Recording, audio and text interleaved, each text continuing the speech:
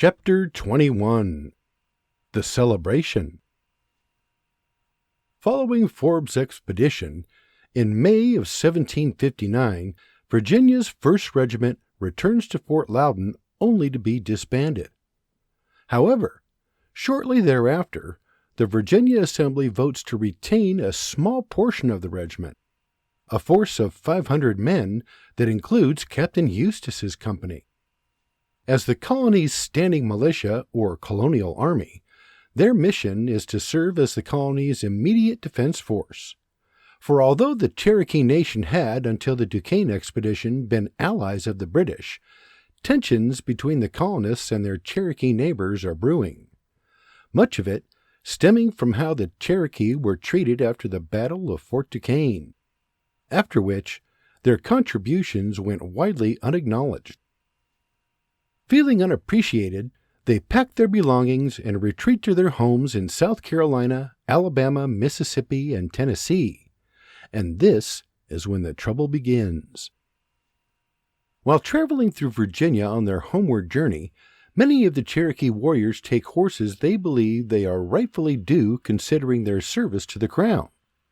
However, when Virginia colonists hear of these transgressions, they take it upon themselves to dispense justice. In a wave of vigilantism, they capture, kill, and scalp as many as 40 warriors, their actions raising tensions on both sides. This further compounded by promises never kept, such as critical supplies that never came. Retaliation comes in the fall of 1759, when the Cherokee officially declare war on the British Empire. Considering these developments, referred to as the Cherokee Wars, the Virginia Regiment remains in service until May of 1760. The Alban Farm, Thursday, May 22nd, 1760. Dust flies as William and Robert, now 15 and a half, busily toss hay from their wagon into the loft. The spring weather is unseasonably warm, and with each throw, bits of dust and hay fall short of their mark, lofting in the air and clinging to the sweat-soaked skin of their arms, hands, faces, and necks. William wipes the sweat from his brow, catching his breath. Phew! Sweat dripping from his face, Robert jokes. Come on now, Da. Don't tell me you're tired. Dripping from head to toe, William stares him down, pearls of sweat caught in his eyelashes. You do realize I'll be 60 in 1 month hence? Well, you ain't 60 yet, so keep slinging. His father stares him down with a squint of his right eye. Don't worry, young squire, I'm slinging.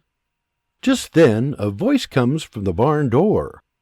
I'm betting that would be a whole lot easier with another set of hands. William and Robert turn to the doorway, but there is no one there. Reaching for Martha, William calls out to the empty doorway. Who's there? Step forward and be seen, else face the wrath of Martha. Just then a shadowy silhouette appears in the doorway, his outline clear, but the details of his face obscured. "'Tis I," the voice says, stepping into the light. William's eyes grow wide and his mouth drops open. Unconvinced his eyes are not deceiving him, he stands there for a moment, emotion welling from within.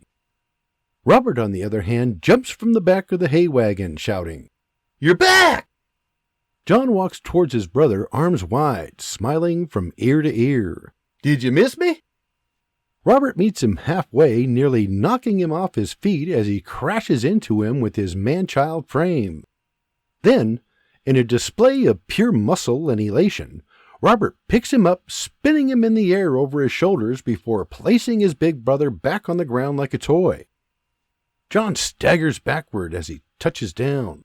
"Whoa! I think I'd prefer a bear hug next time. How'd you get so strong while we're away?" Robert crosses his arms with a nod. "By doing the work of two, that's how." Uncrossing his arms, "My God, John, I can't believe it's you. You're here." "'Tis I, little brother, in the flesh." John glances up at his father in the back of the wagon where he remains standing. "Hello, Da. 'Tis good to see you." As the reality of the moment sets in, William is overcome with emotion and a tear rolls down his face. He slowly walks through the hay, then jumps from the wagon just feet from his son. He takes John by his arms, squeezing them to convince himself he is real, then pulls him into his chest, wrapping his arms around his firstborn. Face buried in his son's shoulder and neck, he whispers, "Praise be to God, you're alive." John pats him on the back warmly. "Alive and well, Da, alive and well, and happy to be home." Still holding his arms, William steps back for another look at him. "Aye, alive and well indeed, young squire. You look well, son. Welcome home." "Thanks, Da. You look good as well." He gives his father's hair a toss. "A little grayer, perhaps, but still a full head of hair, I see. And 'tis a good thing, too. I'm no certain how your ma would take to me being bald." His sons laugh. Robert jokes, "Aye, the last thing ma needs is a baldy." "Oh, that's funny, young squire. Very funny." Robert turns to his brother. "Speaking of ma, does she ken you're home?" "Nay, I saw you jokers and headed over here. I've no been to the house yet. Do you think she'll be surprised?" His father blurts, "Surprised?" Robert adds, "Oh, she's going to be surprised all right. Over the moon, I'm thinking." William chuckles. "I'd call that a serious understatement, lads, especially if we do this." Moments later, inside the cabin, Robert bursts through the front door, skidding to a halt. "Ma, come quick!" Mary spins to the door, wide-eyed. "What is it?" "Da fell from the wagon, and he's no moving." Mary bolts out the door. "Holy Christ!" As she bursts into the barn, Robert Jr. and James follow her.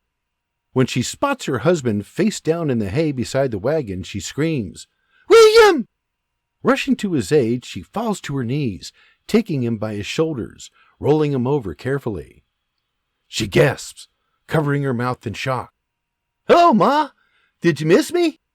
She slaps him on the arm, then pulls him into a hug as she starts to cry. "Lord Almighty! I cannot believe me eyes!" John wraps his arms around her, his strong arms holding her with the vitality of a young bear. "I've missed you, Ma." There were tears. "And I you, young squire, and I you. Stand up, let me have a look at you." After helping each other up, they embrace again. Then William comes out from behind the wagon. "Looks fit as a fiddle to me." As their father comes into view, Robert Jr. and James rush their big brother, engulfing him with hugs and praise. As John is being mobbed, Mary walks over and smacks her husband on the back of the head. "Hey! Dinna hae me, mister. That were an evil thing you did, making me believe something happened to you. Dinna ever do that again, you hear?" "Sorry, love. Just wanted to—" "Surprise me? Is that it? Well, I'll bet you'd have been really surprised had I dropped dead. You'll like to scare the life out of me." Peering at her with a guilty smirk. "Sorry, love." She stares him down, then a smile slowly crosses her face. Then she smacks him again. "Only the best surprise ever. William Bruce Alban, you make it hard to hate you." William returns her smile, kissing her before turning to the boys. "What say we take this party inside, and your brother can tell us all about his adventures?"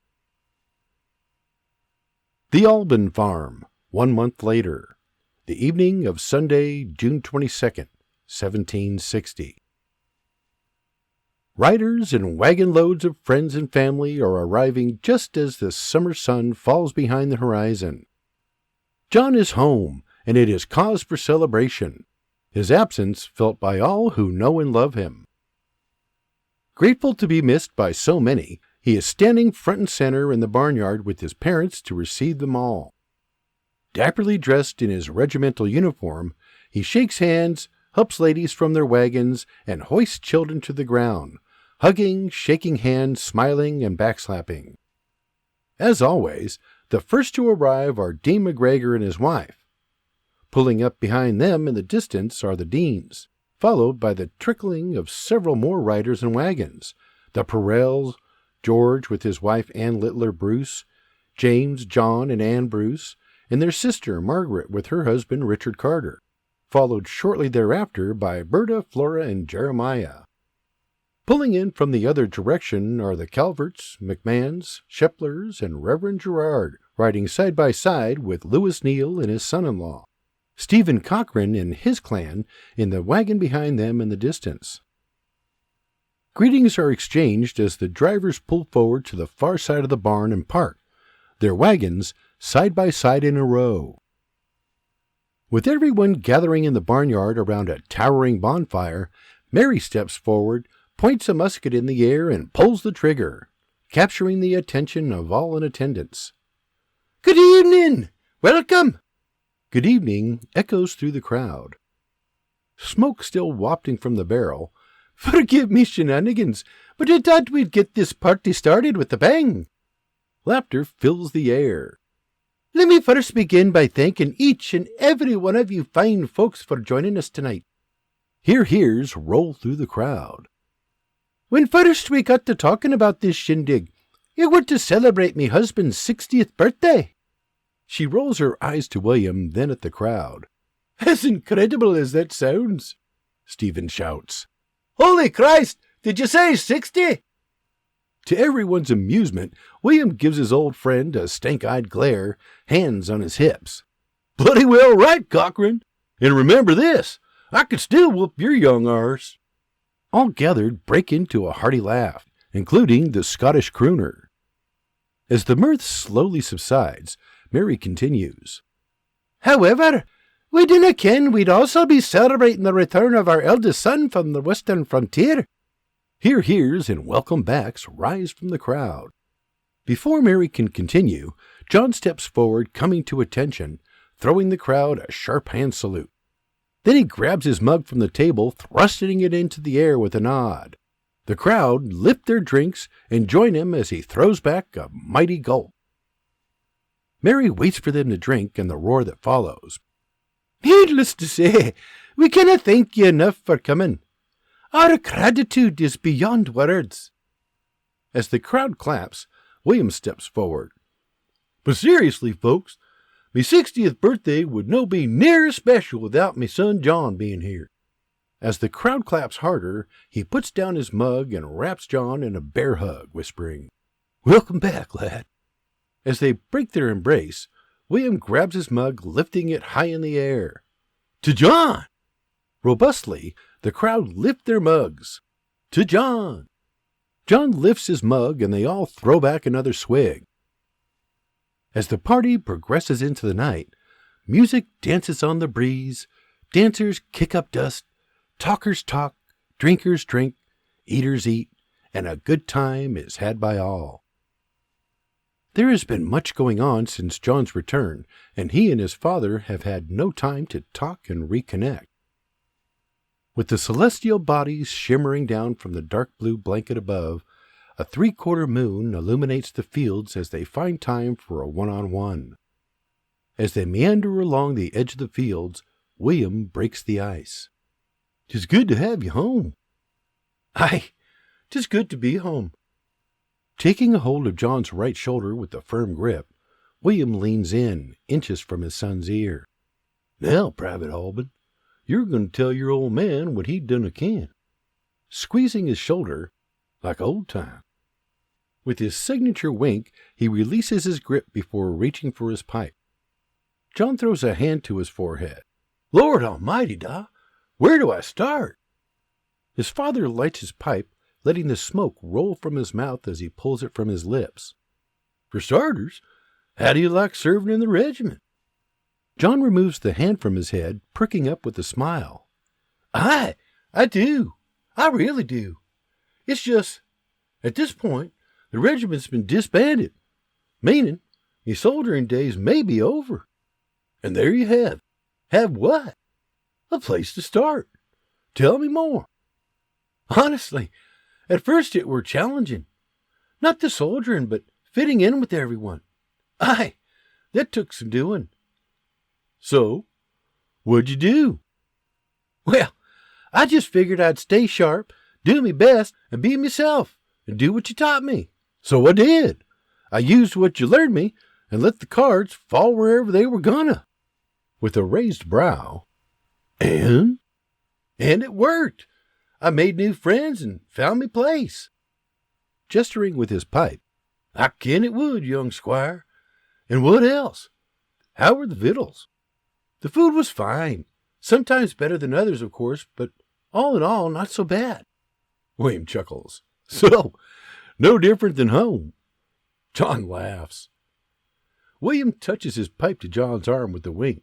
And no a word of that to your ma. John waves his hands. Heavens, no. And what else? Oh, I got a promotion. 2 of them, actually. A promotion, you say? Do tell, lad.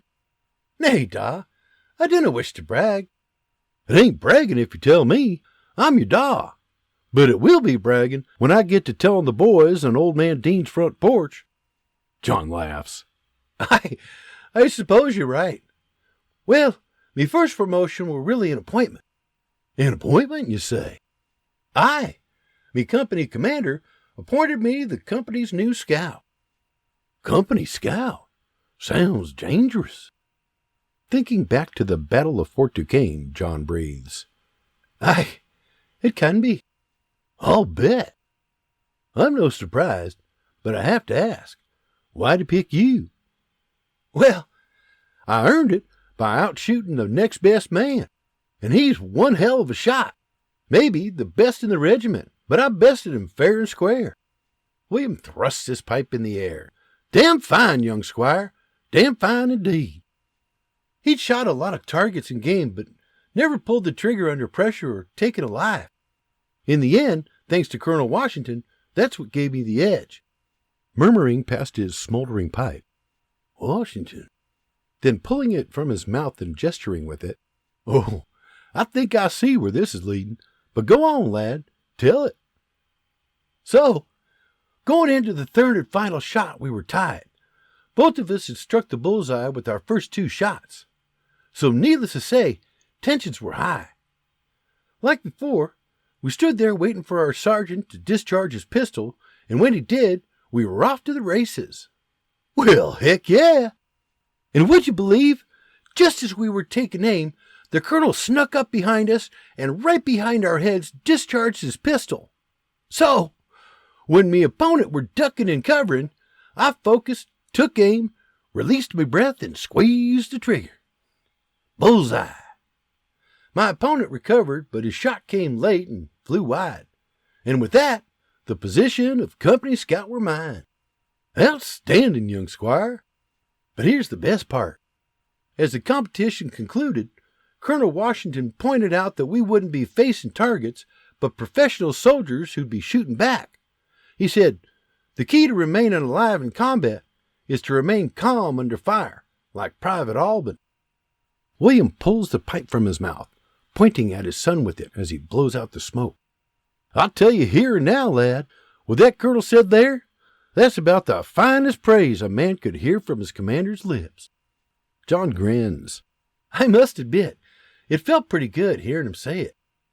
With a hand to John's shoulder, I'll bet it did, young squire, and rightfully so. Well done, lad. I'm proud of you. Gazing into the starry abyss as he turns to continue their walk. Well, I suppose it were just meant to be. Meant to be? Aye, that an Albin served as regimental scout. John cocked his head back with a furrowed brow. Remember when the colonel visited our farm when you were a lad?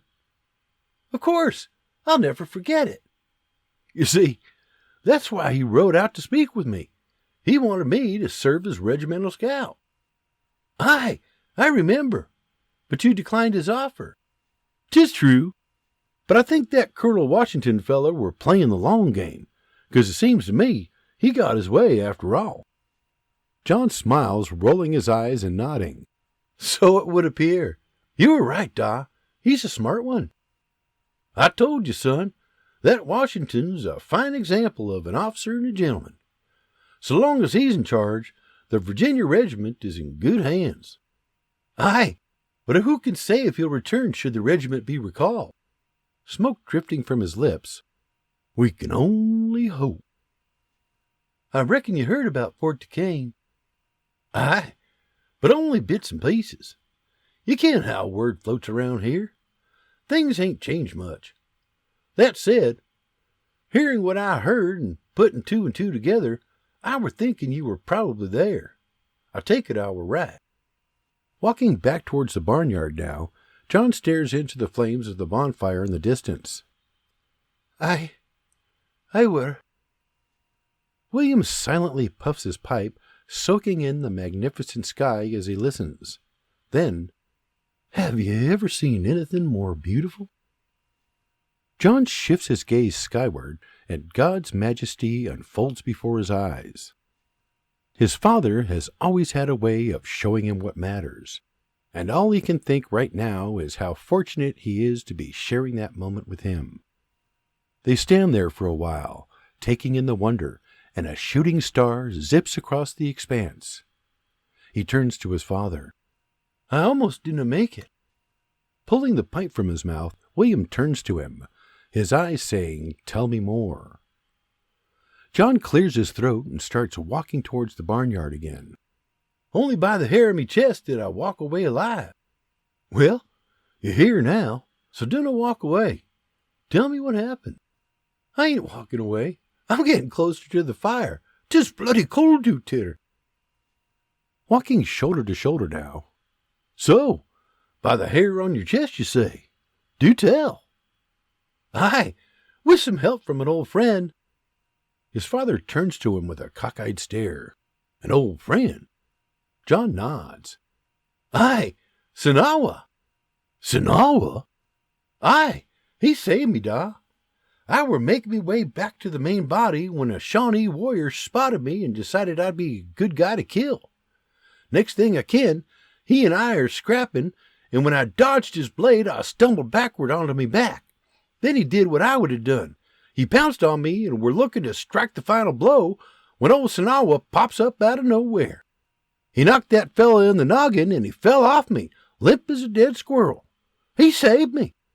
By God's grace alone. Thank you, Lord, for sending Sinawa to save me son. Glory to God. That's what I thought. Glory to God. No shite? John nods. No shite. So, he killed another Shawnee to save you? Nay, but I promise you this.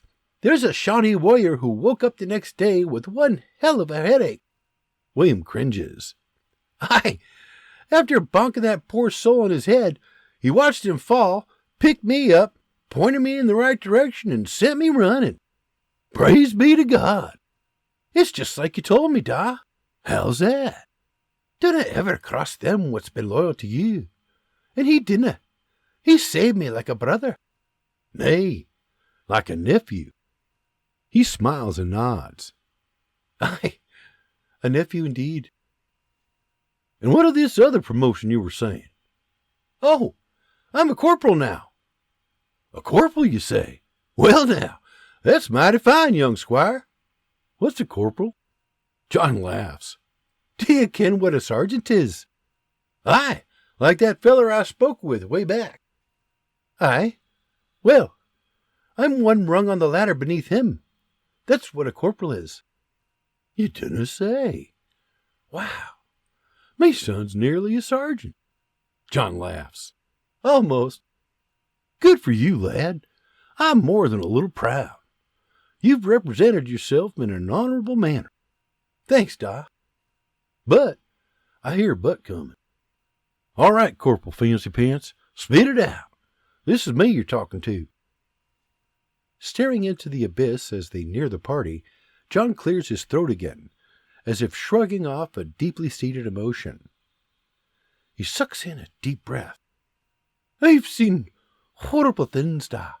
Unspeakable things. I can only imagine, son. Lots of bears out there. John discreetly wipes a tear away, murmuring, Medicine, indeed. At the edge of the barnyard now, William places a hand on his son's back. But hey, It's all behind you now, young squire. You're home now, and those things needn't bother you any more. John nods with a sniffle and a smile. I hope indeed, and glad of it. Then why do I hear another but coming?